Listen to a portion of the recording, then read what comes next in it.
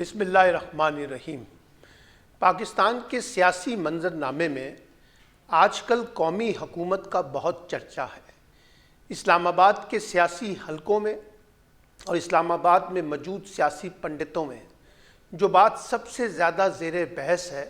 وہ قومی حکومت کی تشکیل کا معاملہ ہے۔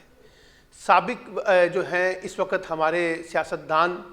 وہ تو بڑے پرجوش ہو کے کہہ رہے ہیں کہ قومی بحران کا جو حل ہے وہ قومی حکومت کی بغیر ممکن نہیں ہے۔ ہمارے وزیر داخلہ محسن نقوی نے ایک نجی مجلس میں یہ اعتراف کیا ہے کہ اس وقت اسٹیبلشمنٹ قومی حکومت کی تشکیل پر سنجیدگی سے غور کر رہی ہے۔ اب سوال یہ ہے کہ ایک طرف حکومت یہ کہتی ہے کہ ہم بڑی ترقی کی طرف بڑھ رہے ہیں اور ہم نے اپنے سیاسی مخالفین کو دیوار سے لگا دیا ہے اور اب ان کی کوئی اہمیت نہیں ہے۔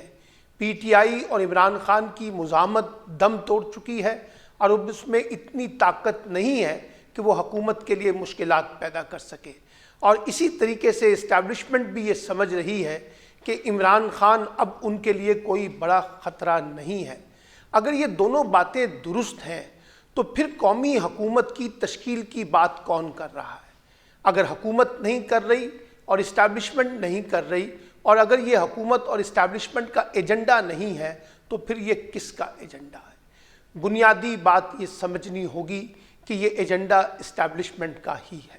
اس لیے کہ جو سیاسی نظام اور جو سیاسی بساط 8 فروری کے انتخابات کی صورت میں ہم نے جعلی مینڈیٹ کی بنیاد پر سجائی تھی وہ کارگر ثابت نہیں ہو رہی۔ بظاہر یہ حکومت چل رہی ہے، بظاہر حکومت کا نظام چل رہا ہے، لیکن مطلوبہ نتائج نہیں مل رہے۔ حکومت کی مشکلات سمیت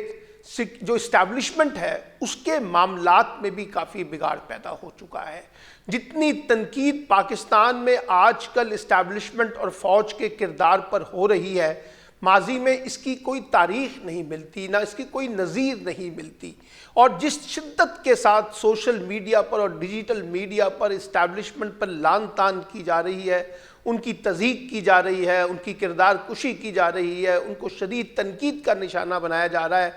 یہ بھی ماضی میں ہمیں ایسا دیکھنے کو نہیں مل سکا۔ وجہ صرف یہی ہے کہ سب لوگ یہ جانتے ہیں کہ اس وقت طاقت کا مرکز ریموٹ کنٹرول جو ہے وہ اسٹیبلشمنٹ ہے، اور جو کچھ اس ملک میں ہو رہا ہے وہ اسٹیبلشمنٹ کی مرضی کے بغیر ممکن نہیں۔ یہاں تک کہ لوگ یہ بھی سمجھتے ہیں کہ جو کچھ عمران خان اور پی ٹی آئی کے ساتھ ہو رہا ہے اس میں بھی حکومت سے زیادہ اسٹیبلشمنٹ ہے۔ اس لیے لوگ جب اسٹیبلشمنٹ پہ تنقید کرتے ہیں تو وہ اسے براہ راست ایک سیاسی فریق کے طور پر سمجھتے ہیں۔ اسٹیبلشمنٹ کا مسئلہ یہ ہے کہ جو حکومت جو اس وقت موجود ہے شہباز شریف کی، اور جو سیاسی بندوبست اسٹیبلشمنٹ نے کیا تھا وہ نہیں چل پا رہا۔ نہ وہ اپنے اسٹیبلشمنٹ کے حق میں کوئی بیانیہ بنا رہا ہے، نہ عمران خان کے خلاف کوئی بیانیہ بنا رہا ہے، نہ معیشت کے اندر وہ کام کرنے کی کوشش کر رہا ہے جس سے کوئی مطلوبہ نتائج مل سکیں، بلکہ اس حکومت کا بھی معیشت کی بحالی کا سارا انحصار آرمی چیف کے اوپر ہے، اور اسی طریقے سے داخلی اور خارجی معاملات میں، علاقائی معاملات میں جو آئسولیشن ہے وہ بھی ہمارے سامنے ہے۔ اوورسیز پاکستانیوں کا معاملہ بھی ہم دیکھ رہے ہیں کہ وہاں پر پاکستان کے ریاستی نظام کے بارے میں نفرت بڑھ رہی ہے۔ 9 جنوری یعنی جنوری کے پہلے ہفتے میں جب امریکی صدر ڈونلڈ ٹرمپ اپنے حلف اٹھائیں گے امریکی صدر کے طور پر، تو وہ بھی پاکستان پر ایک بڑے دباؤ کی کیفیت کو پیدا کرے گا، خاص طور پر عمران خان اور پی ٹی آئی کے تناظر میں۔ اب مسئلہ یہ ہے کہ جو گیند اس وقت عمران خان کی کورٹ میں ہے، عمران خان کسی بھی طریقے سے مفاہمت کرتے ہوئے نظر نہیں آ رہے۔ یہ جو قومی حکومت کی بحث چھڑی ہے اس میں بھی عمران خان اپنی شرائط سے کمپرومائز کرتے ہوئے نظر نہیں آ رہے۔ عمران خان یہ کہتے ہیں کہ قومی حکومت بنے صرف نئے انتخابات کے لیے، جبکہ اسٹیبلشمنٹ یہ کہتی ہے کہ قومی حکومت بنے گی 2 برس کے لیے، اور 2 برس کے بعد انتخابات ہوں گے، اور عمران خان کی پارٹی بھی اس قومی حکومت کا حصہ بنے جس سے عمران خان انکاری ہے۔ عمران خان کا موقف یہ ہے کہ نیا الیکشن کمیشن بنایا جائے اور جوڈیشری کو اختیارات دیے جائیں، اور پاکستان میں کچھ بنیادی انتخابی اصلاحات کر کے 6 ماہ کے عبوری سیٹ اپ کی بنیاد پر نئے انتخابات ہونے چاہیے، جبکہ اسٹیبلشمنٹ میں نے جیسے کہا کہ 2 برس تک انتخابات کے لیے تیار نہیں ہے، یہ ایک ڈیڈ لاک ہے۔ اسی طرح قومی حکومت کی تشکیل پر ایک اور بڑا مسئلہ یہ ہے کہ کیا یہ تبدیلی محض مرکز تک آئے گی؟ کیا صوبائی حکومتیں اسی طرح برقرار رہیں گی؟ کیونکہ شہباز شریف اور آصف علی زرداری تو یہ چاہیں گے کہ پنجاب میں اور سندھ میں مسلم لیگ نون اور پیپلز پارٹی کی صوبائی حکومتیں برقرار رہیں، اور اگر یہ حکومتیں برقرار رہتی ہیں تو پھر قومی حکومت کی کیا ضرورت ہے؟ پھر قومی حکومت تو اپنی اہمیت کھو دے گی ان صوبائی حکومتوں کی موجودگی میں۔ اور اسی طریقے سے پھر یہ اسمبلی کا مستقبل کیا ہوگا، یہ بھی سوال اپنی جگہ ہے۔ اچھا، اگر قومی حکومت کو بنانے کا وجہ نئے انتخابات ہیں تو پھر 2 برس کا انتظار کیوں؟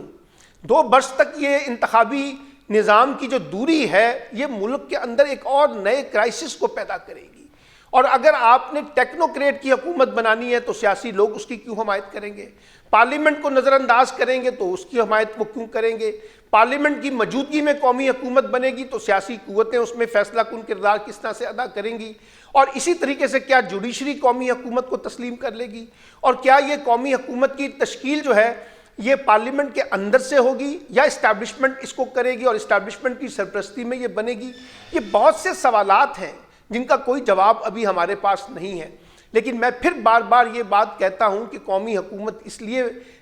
اگر بن رہی ہے کہ اس کا مقصد نئے انتخابات کی راہ ہموار کرنا ہے، تو ایک عبوری سیٹ اپ بن سکتا ہے 6 ماہ کے لیے، اور اس 6 ماہ کے لیے عبوری سیٹ اپ کو ایک غیر جانبدار سیٹ اپ کے طور پہ دیکھا جائے۔ اس میں سیاسی جماعتوں کی نمائندگی کو اگر ڈالنا بھی ہے تو ایسے لوگوں کو ڈالا جائے جو انتخابات لڑنے کی پھر پوزیشن میں نہ ہو، یعنی وہ انتخابات نہ ہی لڑیں گے، ایک بات۔ دوسری بات یہ ہے کہ آپ کو الیکشن کمیشن کو بدلنا پڑے گا، 4 صوبائی الیکشن کمشنر اور چیف الیکشن کمشنر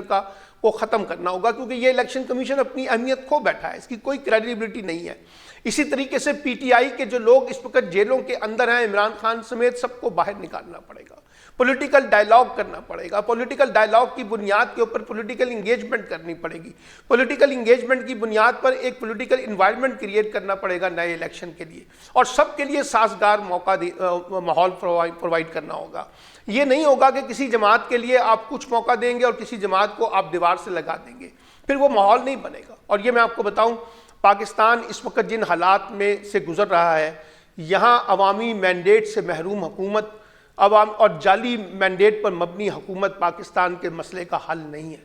پاکستان کو اگر آگے بڑھنا ہے تو ایک نئے فریش الیکشن کی طرف جانا پڑے گا، اس کے بغیر مسئلہ حل نہیں ہوگا، اور جب تک آپ نئے انتخابات کا راستہ اختیار نہیں کریں گے یہ بحران آپ کے سر پر چڑھ کر بولتا رہے گا۔ عمران خان کو انگیج کرنا پڑے گا، عمران خان کے ساتھ ڈائلاگ کا راستہ نکالنا پڑے گا، مفاہمت کا راستہ نکالنا پڑے گا، عمران خان کو بھی ایک فلیکسیبلٹی دکھانی پڑے گی۔ لیکن مسئلہ وہی ہے جو میں نے آپ کو کہا ہے کہ قومی حکومت کو بنانے کا مقصد اگر نئے انتخابات ہیں تو یہ فوری ہونا چاہیے، لمبا سیٹ اپ نہیں ہونا چاہیے۔ اور دوسرا اس کا مقصد یہ ہے کہ آپ سیاسی جماعتوں کو موقع دیں، جمہوری قوتوں کو موقع دیں، اسٹیبلشمنٹ کی مداخلت کو کم کریں، الیکشن کمیشن اور جوڈیشری کی خود مختاری کو تسلیم کریں، اور ایک ایسا ماحول پیدا کریں جہاں عوامی مینڈیٹ پر مبنی حکومت آئے، اور اس حکومت کے پاس نہ صرف وہ مضبوط حکومت ہو بلکہ اس کو عوام کی تائید و حمایت بھی حاصل ہو، کیونکہ جس قسم کے علاقائی معاملات افغانستان اور ہندوستان کے تناظر میں ہیں، اور جس قسم کے معیشت کے حالات ہیں، اور جس قسم کے سیکیورٹی کے حالات ہیں، یہاں ایسے تجربہ